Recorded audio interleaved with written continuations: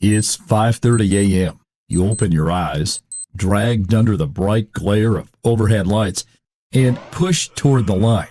Your smells of oil and bleach. The floor is cold under your boots. The machine blinks awake, scans your face, prints your height, weight, and blood type. You're just numbers. For the first time, the system admits you exist. You don't get a welcome, not even a name.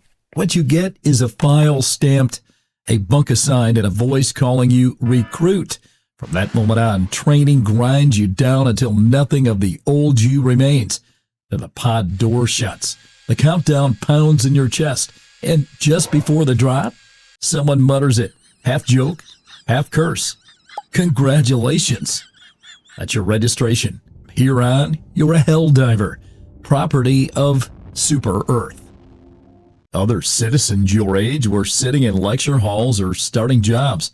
You were locked in the barracks. No books, no chalkboards, just a still hall that reeks of sweat. The floor shaking under the stomp of boots. While they studied, you were already running laps in armor until your visor fogged and you threw up inside your helmet. There are no rewards. Fail and you drop to the floor until your arms give out.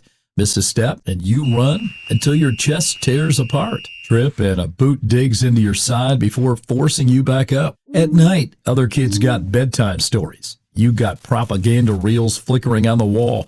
They told you you're chosen. That democracy depends on you.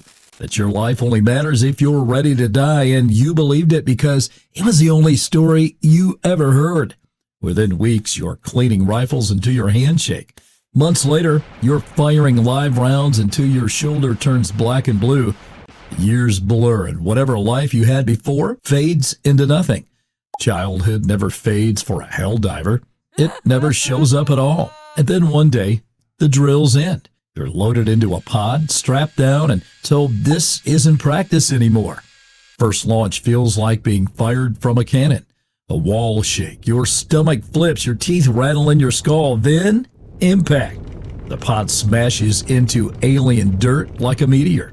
The hatch blows open, and light blinds your visor.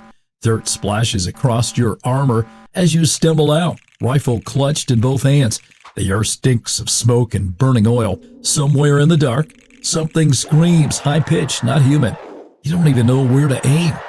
Most Helldivers last only minutes, their first time on the ground. Some never even fire a shot, crushed by the next pod, or flattened by the supply crate they called in themselves.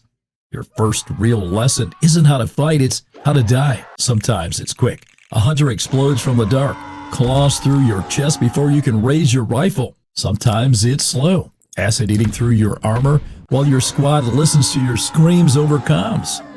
Sometimes it's absurd. Your own resupply pod slams down on your head. But none of it matters. Minutes later, another recruit drops from orbit. Same gear, same orders from above. It looks like you never left. At first, your squad reacts, shock in their voices, curses over comms, but after enough missions, death becomes routine. A laugh, maybe a groan that you burned a reinforcement slot. You'll die dozens of times in a single campaign. Crushed, burned, torn apart, revived, and sin again. They call it courage. To you, it feels like being recycled fuel in a machine that never stops. To keep you from breaking, they feed you the story. Every drop of blood is for freedom. Every burned world is justice. Law every Helldiver lost is sacrifice. Your face flashes on posters back home. For a while, you even believe it. Then the missions pile up. You see the truth. Colonies you liberate don't cheer, they run. Families scatter when your drop ship arrives. Whole towns go silent, not safe, just gone. The Terminids, just defending nests. The automatons, machines that fight like they want independence. The Illuminate, psionic nightmares painted bigger on the screen so you don't ask questions. What matters isn't the war, it's the show. Squads torn apart, soldiers dragged underground, edited into highlight reels. Super Earth triumphs again. And lying in your bunk, lungs burning, body stitched together, staring at the ceiling, you finally realize they don't care if you win. They don't care if the colony survives. They only care that you go back out and die again. The propaganda never showed you the truth. Hunters the size of cars burst from tunnels, claws ripping squads apart. Chargers slam through platoons like trucks without brakes. Bile titans tower above, spewing acid that melts steel and bone in seconds. They never come alone, they come as waves. And the wave doesn't stop. Then the automations arrive. Ranks of machines fire in perfect rhythm. Rifles shredding squads like paper. Tanks vaporize you in one shot. Flamethrowers sweep trenches clean. Compared to them, your rifle feels like a toy. And in the shadows, the illuminate wait, rare but unforgettable. They don't rip your body, they hijack your mind.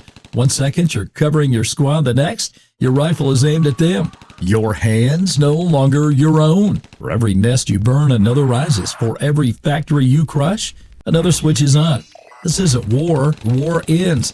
This is a meat grinder and you're the meat. But the worst lesson doesn't come from the enemy. It comes from the people fighting beside you.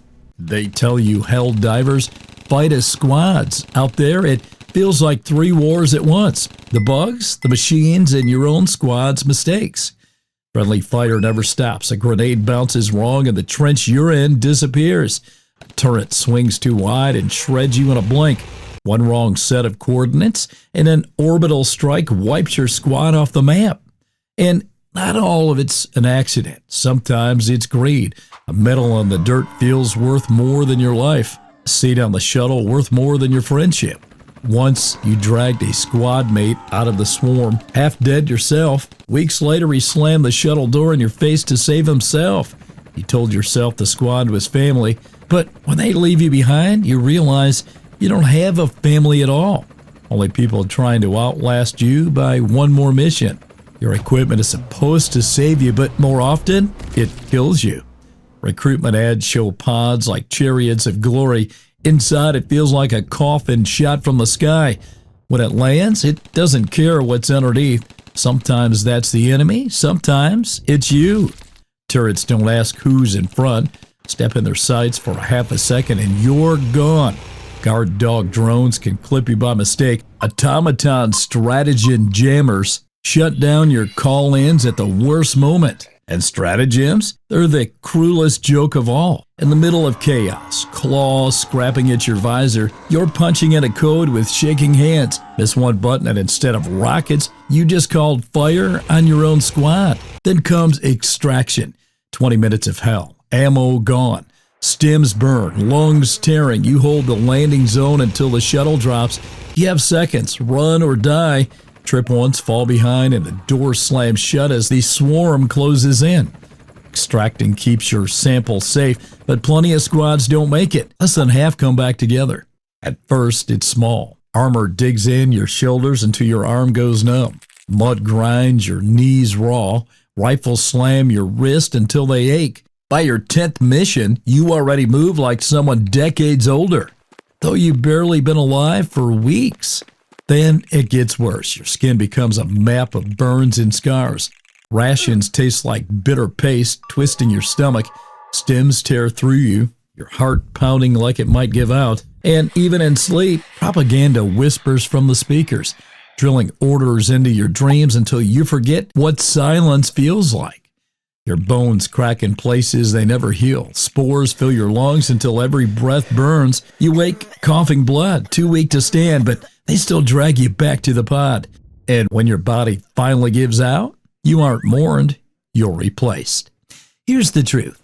There's no finish line, no retirement, not even a grave with your name. You die, and minutes later, another recruit takes your place.